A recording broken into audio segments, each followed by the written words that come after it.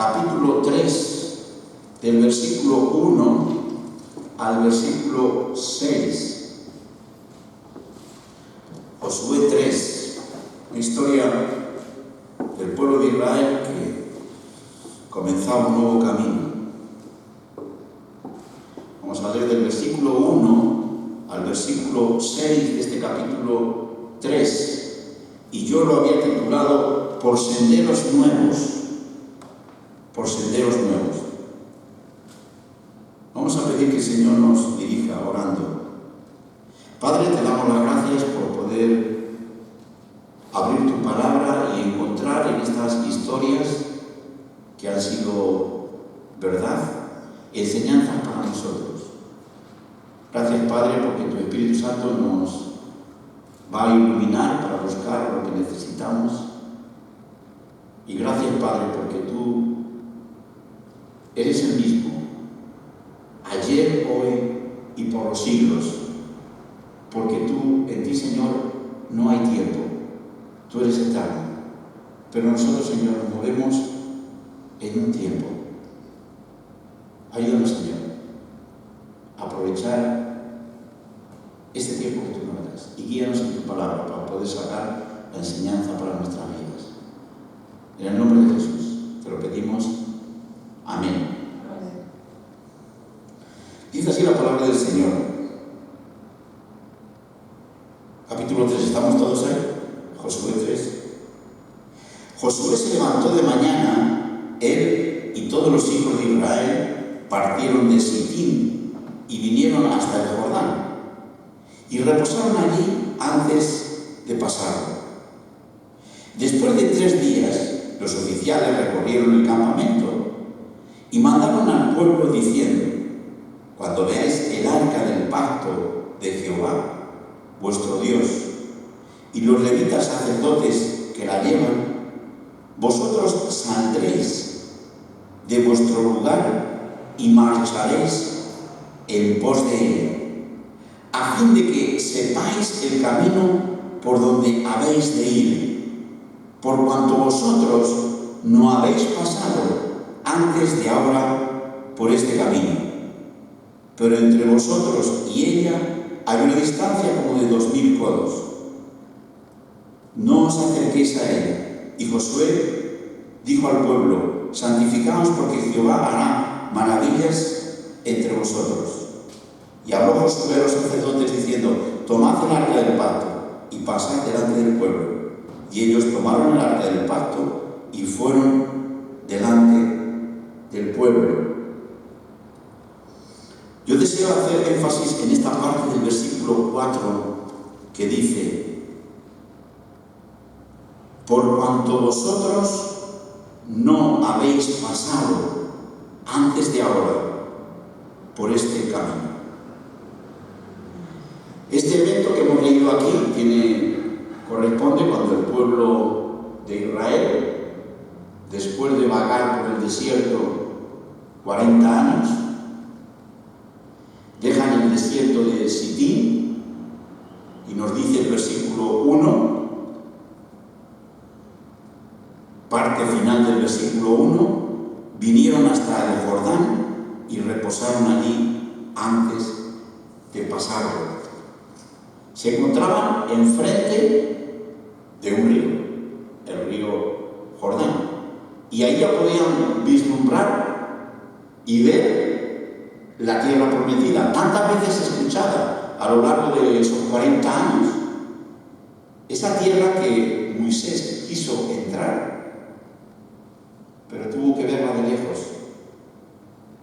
Esa tierra que los padres de estos quisieron entrar, pero por falta de fe, cuando dijeron: nuestros niños morirán en el desierto. Esos niños habían crecido ya, y esos niños, ya siendo hombres, estaban de frente de una tierra prometida. Su número parece ser que eran como 3 millones. Bastante cantidad de gente.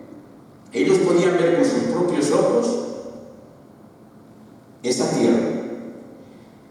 A partir de ahí ya no hay nube que los hiele, ni hay tampoco llama de fuego que los vaya guiando. Mientras ellos estaban por el desierto, durante el día dice que había una nube que marcaba la dirección del pueblo, y durante la noche dice que había una llama de fuego en el cual los protegía durante la noche, durante 40 años así. Ya no había más esa guía. En el momento que ellos están ya cerca del Jordán, vislumbrando la tierra prometida, ya no hay más de esas señales. Ahora se encuentran enfrente de un río, el Jordán, y no es tan grande como el Mar Rojo, donde fue partido en dos, ¿verdad? Y cruzaron sus padres y ellos también, como niños. Pero están enfrente de un Jordán que en la época de la siega, como se puede leer un poquito más adelante, dice el texto que el río suele desbordarse en esa época, y el caudal del río dice que aumenta, de tal forma que no parece ser fácil pasar de un extremo a otro por la cantidad de agua que hay. ¿Qué hacer? Bueno, ellos están esperando ahí al borde del Jordán. Están esperando. Y están esperando recibir instrucciones. Por 3 días, nos dice el texto, personas señaladas recorren el campamento con un mensaje.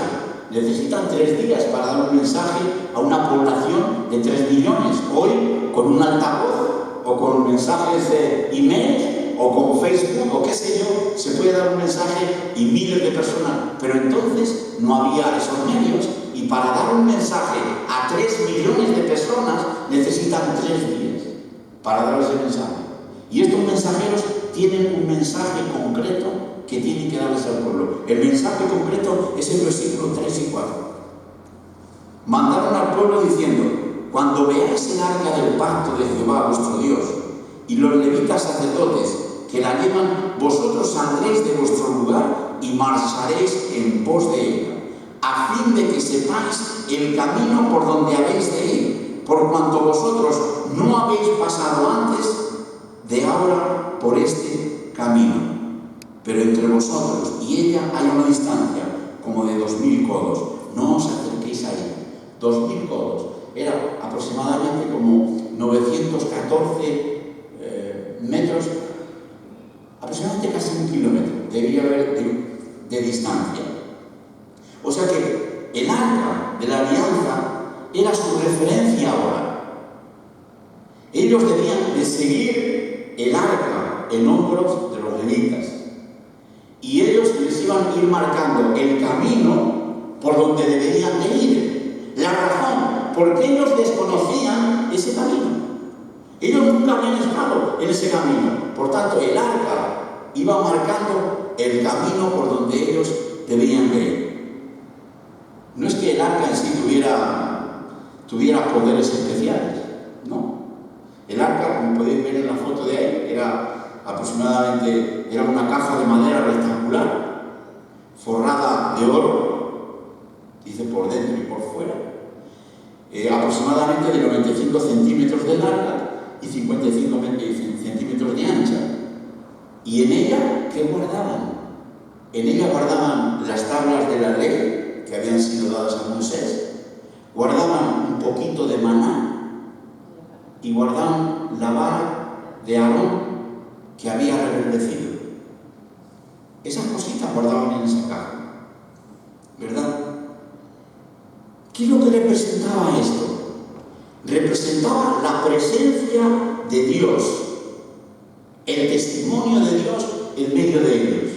Y el testimonio de Dios en medio de ellos era el que iba a marcar el camino por donde ellos debían de andar. El testimonio de Dios en medio de ellos iba a marcar el camino desconocido para ellos.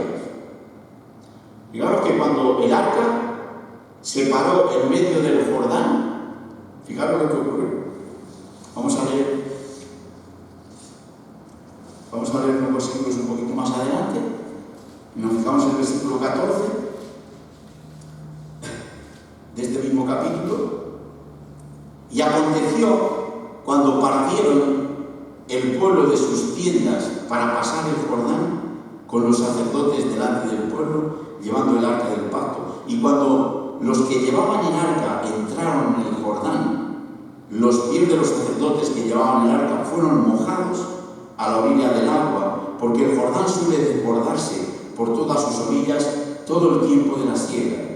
Las aguas que venían de arriba se detuvieron como en un montón, bien lejos de la ciudad de Adán, que está al otro lado de Saretán, y las que descendían al mar de Araba, al mar salado, se acabaron y fueron divididas, y el pueblo pasó en dirección de Jericó. Mas los sacerdotes que llevaban el arca del pacto de Jehová estuvieron en seco, firmes en medio del Jordán, hasta que todo el pueblo hubo acabado de pasar el Jordán, y todo Israel pasó en seco.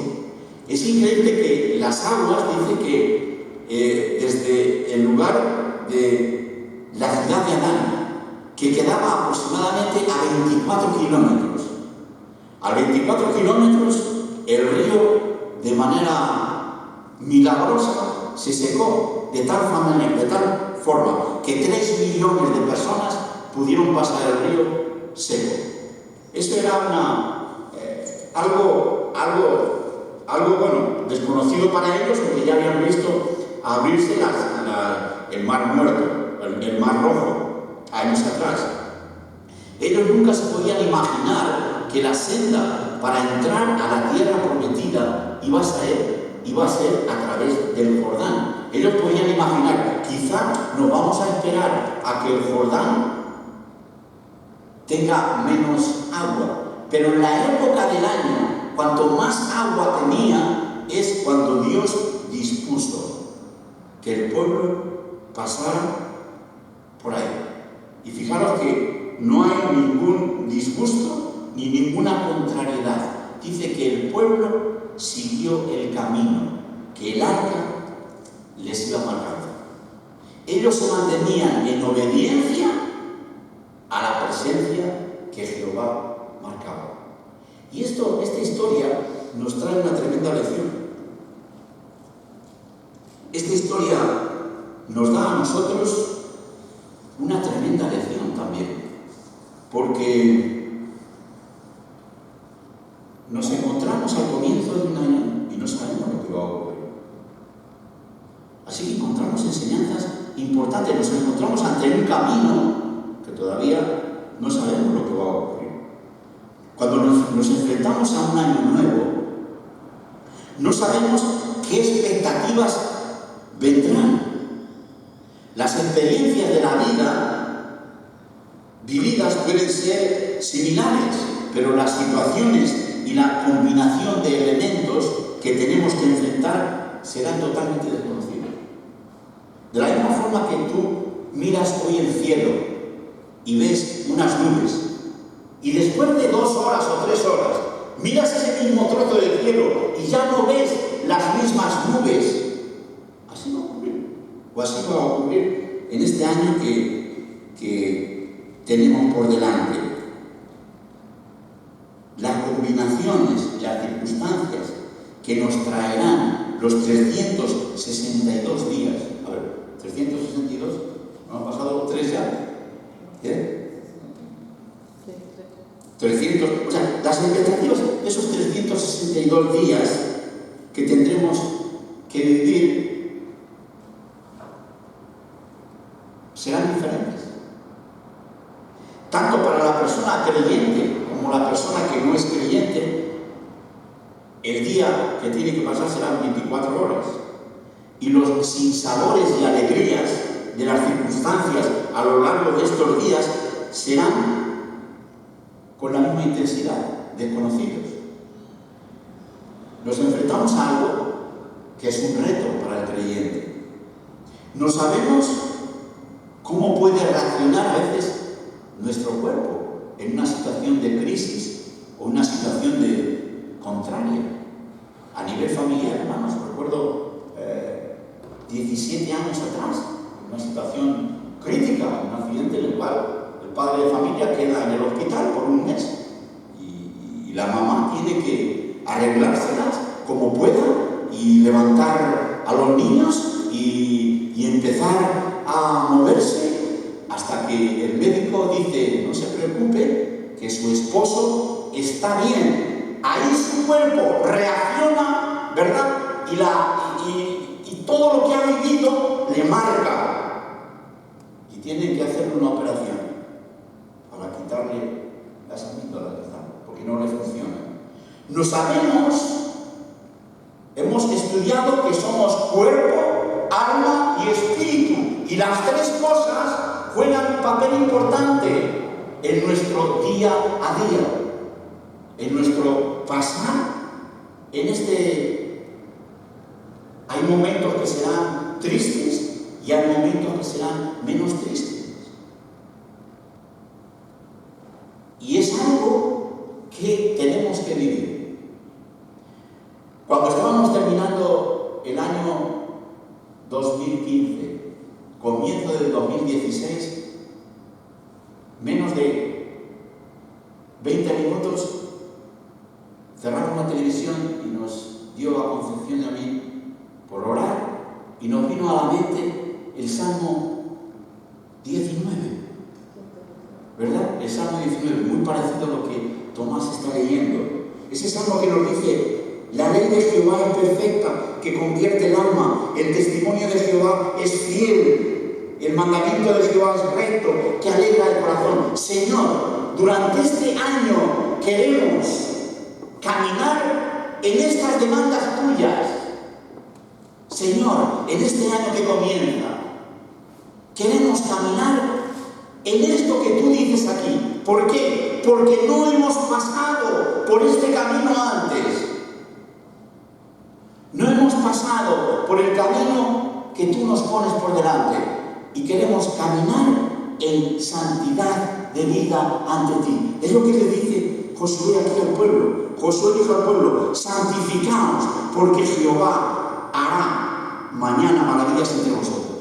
Santificaos significa apartémonos de todo aquello que nos quita el privilegio, que nos quita la dependencia y la comunión con nuestro Dios.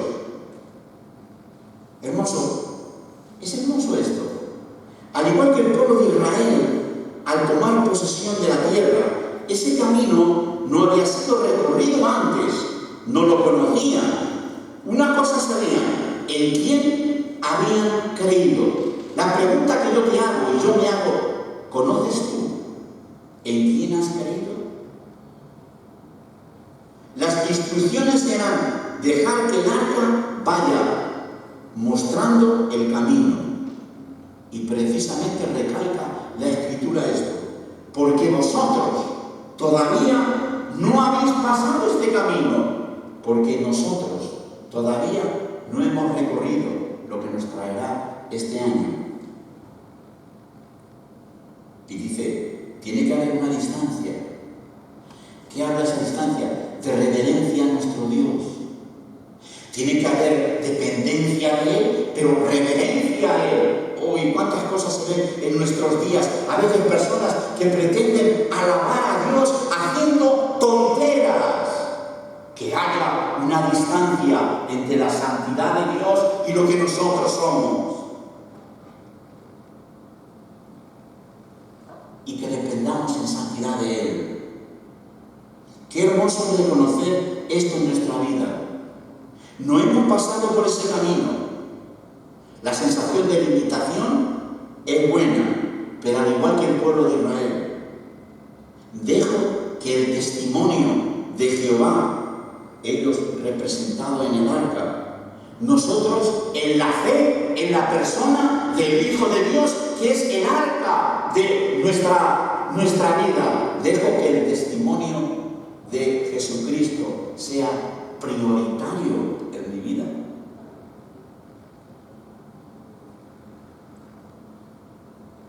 Así también nosotros desconocemos el camino que el año nos traerá, ¿verdad? Pero estamos en el camino que la palabra de Dios nos marca.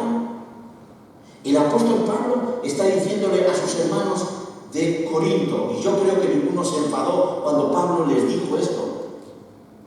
En 2 Corintios 13:15, examinaos a vosotros mismos si estáis en la fe. Probaos a vosotros mismos si estáis en Cristo, porque Cristo marca la diferencia, hermano. Ante cualquier profeta o cualquier persona que venga diciendo cosas, marca la diferencia cómo endosa en su vida la persona de Cristo. ¿Cómo camino yo en mi vida con Cristo en mi corazón? Ya lo creí hace años atrás y lo acepté por fe, pero camino en mi día a día arraigado en Él, sometido a Él, caminando en Él, obedeciendo lo que me dice. A veces decimos, somos salvos por gracia. Sí, pero en el día a día estoy obedeciendo lo que Él me dice. Cuando mi ego salta, dejo que la humildad de Cristo vista mi corazón. Cuando una situación viene de controversia en mi vida, dejo que la mansedumbre de Cristo guíe mi reacción. ¿Nos damos cuenta? Lo que es dejar que Él vaya marcando el camino a seguir. Así que nos pasa al pueblo de Israel. Por un lado, desconocemos el camino que los días nos traerán. ¿Sí, hermano? Yo no pensaba que la reacción de mi esposa que iba a tener una vez que yo estuviera curado ya y el doctor le dijera su esposo ya está bien. Yo no esperé la reacción que ella iba a tener, que su cuerpo le pasó el pin, se puede decir, de una tensión que durante 6 meses tuvo durante todo ese tiempo, y como consecuencia muchas de sus células pues murieron y tuvieron que ser operados. Es la reacción de nuestro cuerpo. ¿Conozco yo eso? No lo conozco. ¿Voy a tener miedo a eso? No. ¿Por qué? Porque lo que lidera mi vida es la fe en el Hijo de Dios. No importa lo que venga o la situación que me tenga que enfrentar. Hermoso regalo, hermano, que el creyente tiene en Jesucristo. Hermoso regalo. Un regalo que nos da cada año, en medio de la incertidumbre.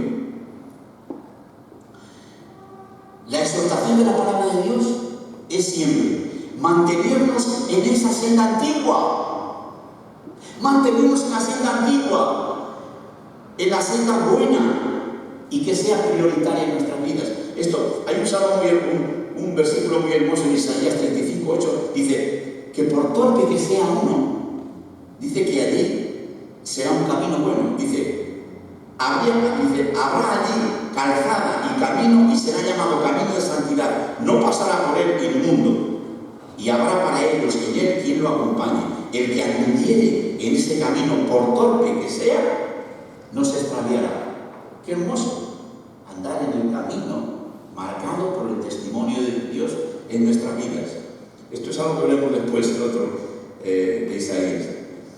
Aunque era futuro, al igual que Israel, dejaba el testimonio de Jehová. Ellos dejaban, y en ese tiempo ellos siguieron las instrucciones que les dieron. Continuamente, a lo largo de la vida, Israel es exhortado a seguir en esa forma. Y el llamado siempre es profético, que siguieran el camino.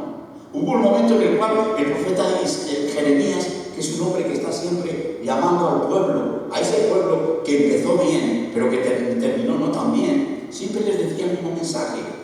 En Jeremías 6:16 dice, paraos en los caminos y mirad, y preguntad por las sendas antiguas, cuál sea el buen camino, y andad por él, y hallaréis descanso para vuestras almas. Dice, mas ellos dijeron, no andaremos.